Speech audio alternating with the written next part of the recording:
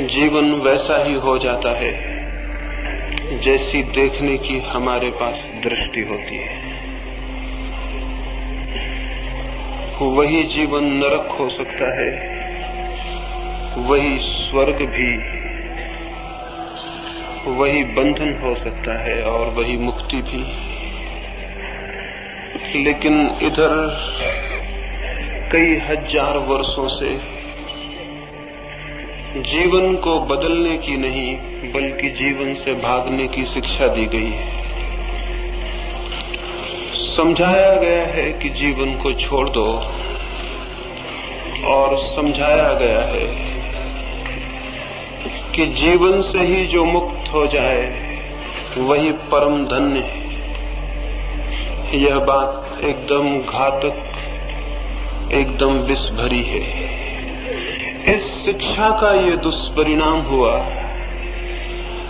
इस संस्कार का ये दुष्परिणाम हुआ कि जो जीवन बदला जा सकता था, जो दृष्टि इसी जीवन में परमात्मा को अनुभव कर सकती थी, उसके पैदा होने की सारी संभावना समाप्त हो गई। जो लोग जीवन से भागना शुरू कर देते हैं वे जीवन को बदलने में असमर्थ हो जाते हैं, और वे लोग भी जीवन को बदलने में असमर्थ हो जाते हैं जो जीवन को भोगना शुरू कर देते हैं। जीवन को भोगने वाला भोग में भटक जाता है, जीवन से भागने वाला भागने में, और जीवन को जानने से दोनों वंचित रह जाते हैं। दो ही प्रकार के लोग हैं, दो ही प्रकार की शिक्षाएं हैं, दो ही प्रकार की दृष्टियां हैं, और उन दोनों दृष्टियों के तनाव में, उन दोनों दृष्टियों के टेंशन में मनुष्य का निरंतर निरंतर जीवन क्षीण होता गया, अंधकारपूर्ण होता गया। एक छोटी सी कहानी में कहूं और फिर जो मुझे कहना है वो आपसे कहने चलूं। एक पागल खाने में कुछ लोग पागलों का अध्ययन करने और उन्हें समझने गए। मित्रों का एक मंडल वहां गया। उन्होंने एक एक पागल के पास जाकर उसके जीवन को, उसके जीवन में घटी दुर्घटना को समझने की कोशिश की। एक पागल के पास वे बहुत देर तक रुके रहे और न केवल उस पागल के जीवन को उन्होंने समझा, वरन उनके हृदय को भी उसके जीवन ने छुआ। उस पागल खाने के चिकित्सक ने उस पागल के संबंध में बहुत सी बातें उन्हें बताई। वो अत्यंत दया योग्य पागल था। उसकी आंखों से आंसू बह रहे थे और उसके होंठ कुछ कहना चाहते थे, उसके लिए फड़क रहे थे लेकिन कह नहीं पाते थे। और उसके हाथ में एक बहुत बड़ी मनुष्य के ही बराबर एक स्त्री की पुतली थी, एक प्रतिमा थी, एक गुड़िया थी, और उस गुड़िया को वो हृदय से लगाए हुए था। उन लोगों ने पूछा चिकित्सक को कि इस पागल को क्या हो गया है, तो सारी घटना बताई गई, समझाया गया। वो जब युवा था, कोई 20 साल पहले की बात है, तब वो किसी युवती को प्रेम करता था। इतना प्रेम किया था उसने कि उसके अभाव में उससे अलग होकर वो या तो पागल होता या आत्मघात कर लेता। किसी भांति उसके घर के लोगों ने उसे आत्मघात करने से बचा लिया तो वो पागल हो गया था। और तब से इन 20 वर्षों में उस युवती की गुड़िया को बनाकर उससे ही प्रेम किया करता था, उससे ही बातें किया करता था। वे सभी जो इस कथा को सुने दुखी हो आए और उनकी आंखें भी गीली हो गईं। उन्होंने पूछा कि उस लड़की का फिर क्या हुआ। चिकित्सक ने बताया उसने दूसरे व्यक्ति से विवाह कर लिया। और तब वे आगे बढ़े और दूसरी कोठरी के समक्ष पहुंचे और उस चिकित्सक ने कहा यही वो दूसरा आदमी है। वे सब हैरान हो गए। उन्होंने पूछा इसे क्या हुआ, चिकित्सक ने कहा ये उस लड़की से विवाह करने के कारण पागल हो गया। इसने बहुत कोशिश की, इसने मरने की कोशिश की, लेकिन लोगों ने मरने न दिया और तब ये पागल हो गए। वे दोनों ही पागल हो गए। जिसने युवती को प्रेम किया और न पा सका, और वो भी जिसने उसे पा लिया। ये कहानी बहुत अजीब मालूम होगी, लेकिन अधिक लोगों के जीवन में यही कहानी घटित होती है। और एक दो छोटी घटनाएं कहूंगा ताकि मेरी बात का जो प्रारंभ बिंदु है वो आपके ख्याल में आ जाए। एक कारागृह में एक ही सुबह दो व्यक्तियों को फांसी होने वाली थी। उनमें एक बहुत बड़ा पापी था, जिसको हम पापी कहते हैं, जिसने जीवन में जो भी बुरा था सब किया था और जीवन के सब भांति के कड़वे अनुभव लिए थे। और दूसरा एक पुरोहित था, एक पादरी था, एक सन्यासी था। वो राज्यद्रोह में पकड़ा गया था। उसने कोई पाप कभी नहीं किया। जहां जहां पाप की छाया था वो वहीं वहीं से दूर रहा। उसने जीवन को अत्यंत पवित्रता में और प्रार्थना में व्यतीत किया था। उन दोनों को फांसी होने वाली थी। जो उस कारागृह का पुरोहित था, मरने के पहले लोगों को परमात्मा की याद दिलाने वाला, वो आया। वो पहली कोठरी में गया और उसने उस पापी को कहा कि क्षमा मांगो परमात्मा से, दुखी हो, प्रार्थना करो और पश्चाताप करो। उस पापी की आंखों से आंसू बहने लगे।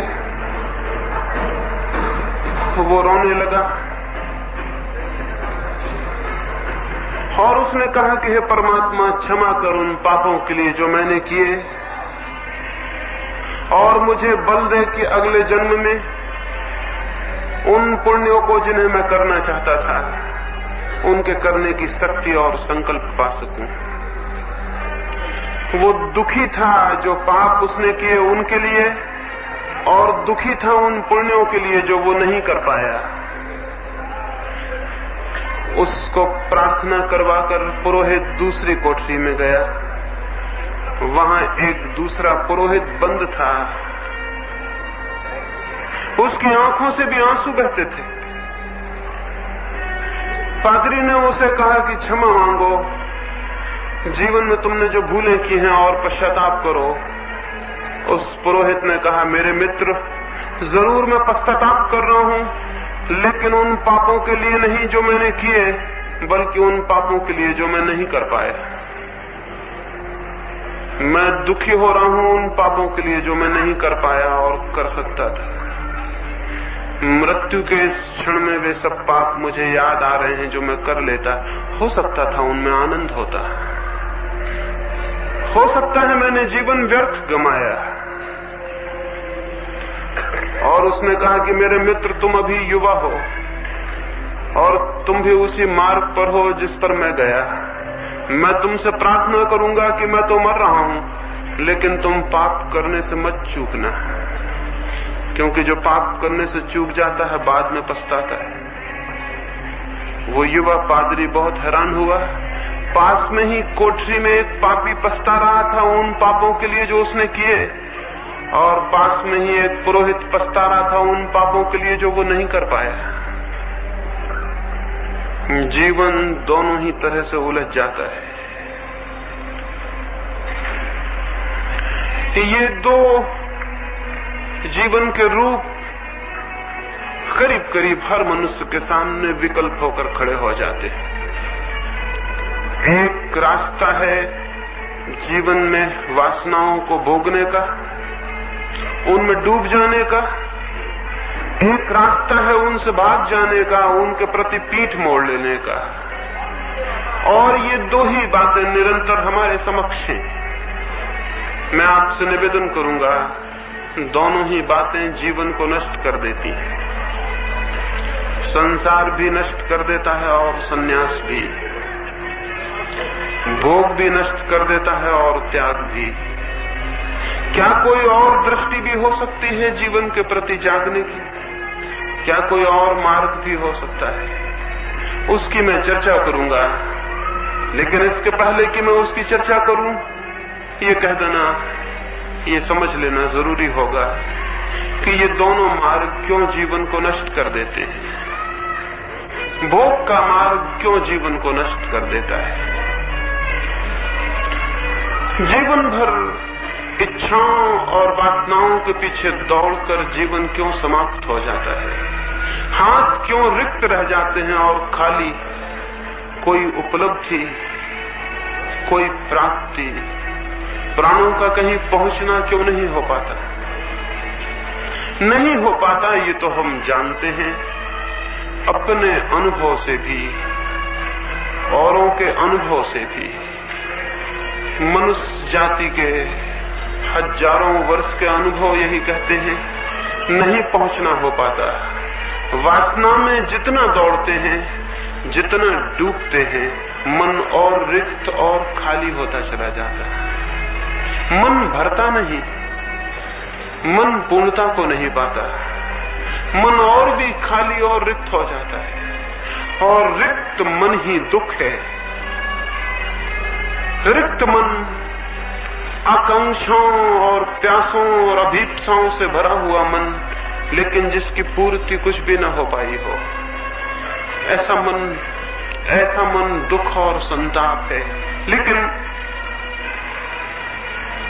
कुछ भी करें, कुछ भी पालें, कैसे भी दौड़ें, जीवन में कोई भी उपलब्धि बन जाए, फिर भी ये मन तो भरता नहीं। आज तक किसी का भी भरा नहीं। एक सुबह एक राजा के महल के द्वार पर बड़ी भीड़ थी। भीड़ बढ़ती ही गई, सुबह से सांझ हो गई, धीरे धीरे पूरी राजधानी ही राजमहल के द्वार पर इकट्ठी हो गई। एक बड़ी उपद्रव की बात हो गई थी, एक बड़ी उलझन की बात हो गई थी। सारा गांव उत्सुक हो गया था, राजा बड़ी मुसीबत में पड़ गया था। सुबह सुबह एक भिक्षु ने उसके दरवाजे पर भिक्षा मांगी थी। राजा ने उससे कहा था कि तुम पहले याचक हो, जो भी मांगोगे मैं दे दूंगा। भिक्षुक ने कहा एक बार सोच लें, क्योंकि ऐसा भी हो सकता है कि न दे पाएं। ऐसे में कोई बड़ी मांग लेके नहीं आया हूं, देखते हैं मेरा भिक्षा पात्र बहुत छोटा है, इससे ज्यादा मांगूंगा भी तो रखूंगा कहां। इसलिए घबराए ना, मांगूंगा तो छोटी बात, लेकिन हो सकता है उसे भरने में राजा भी कमजोर पड़ जाए, छोटा पड़ जाए। इसलिए सोच लें और फिर वचन दें। निश्चित ही राजा को चुनौती लगी होगी, निश्चित ही राजा के मन को चोट लगी होगी। उसने कहा कि तुम जो कहोगे पूरा करूंगा, मांगो। उस भिक्षु ने कहा मेरा ये जो भिक्षा का पात्र है, इसे यदि पूरा भर दें तो मैं तृप्त हो जाऊं और चला जाऊं। राजा ने कहा ये कौन बड़ी बात है, ये कौन कठिनाई की बात है। एक राजा के लिए, एक सम्राट के लिए किस चीज से तुम चाहते हो कि इसे मैं भर दूं? उस भिक्षु ने कहा ये मेरी कोई मांग नहीं, बस मेरा पात्र भर जाए, इतना काफी। राजा ने कहा छोटा सा पात्र है, अपने खजांचियों को कहा कि जाओ हीरे जवाहरातों से भर दो। उसके पास तिजोरियां थी अकूत, उसके पास धन था जो कभी गिना नहीं जा सका, उसके पास दौलत थी जिसका कोई हिसाब न था, उसका राज्य था जिसकी कोई सीमाएं न थी। सोचा कि क्या भिक्षा पात्र कोई भिक्षु लेके आ गया है और पूरे भरने की मांग की है, तो क्या अनाज के दानों से भरूं? तो उसने भर दिया पूरा भिक्षा पात्र, भरने की कोशिश की। उसी कोशिश में सांझ हो गई थी, उसकी सारी तिजोरियां खाली होती गईं। वो भिक्षा पात्र बड़ा अजीब था, वो भरता ही ना था। धीरे धीरे उसके अकूत खजाने खाली हो गए और संध्या की जब उदासी उतरने लगी नगर पर, तब राजा के महल में भी घनघोर अंधकार छा गया। वो भिक्षा पात्र भरता ही ना था। सुबह से सांझ हो गई थी, जितनी संपत्ति राजा के पास थी वो डाल चुका था और वो भिक्षुक खड़ा था और राजधानी के लोग इकट्ठे होते चले गए थे। अजीब थी बात, भिक्षुक बड़ा साबित हो रहा था सम्राट से। हमेशा ही ऐसा हुआ है, भिक्षुक हमेशा सम्राट से बड़ा है। सम्राट चुक जाए लेकिन भिक्षुक का मन कभी भरता नहीं, वो भिक्षु का पात्र भी नहीं भरता था। आखिर राजा ने कहा क्षमा कर दो, भूल हो गई। भिक्षुक ने कहा पहले ही कह देते तो इतनी देर मुझे क्यों खड़ा रहने पड़ता। इतना ही तो कहना था कि नहीं भर सकूंगा, मैं चला जाता। राजा ने कहा लेकिन जाते समय इतना बता जाओ, ये पात्र कैसा है, ये कैसा मैजिक, ये कैसा जादू का पात्र है, ये भरता क्यों नहीं। उस भिक्षु ने कहा इसमें कुछ रहस्य नहीं, एक मनुष्य की खोपड़ी से इसे मैंने बनाया है, इसमें कोई जादू नहीं। मरघट से खोपड़ी खोद लाया हूं, उसी से इसे बनाया है। अब इसे दुनिया में कोई भी भर नहीं सकता है। मनुष्य के खोपड़ी में जो बैठा है मन, वो कब भरा जा सका। कौन सा मनुष्य का मन भरा जा सका है, कब भरा जा सका है। और क्या पता है कि मन बिल्कुल भिक्षुक है। मन एकदम मांगता ही चला जाता है, मांगता ही चला जाता है। मन के मांगने का कोई अंत नहीं आता। कितना ही मिल जाए तो भी मांग समाप्त नहीं होती है। एक फकीर अकबर से मिलने गया था।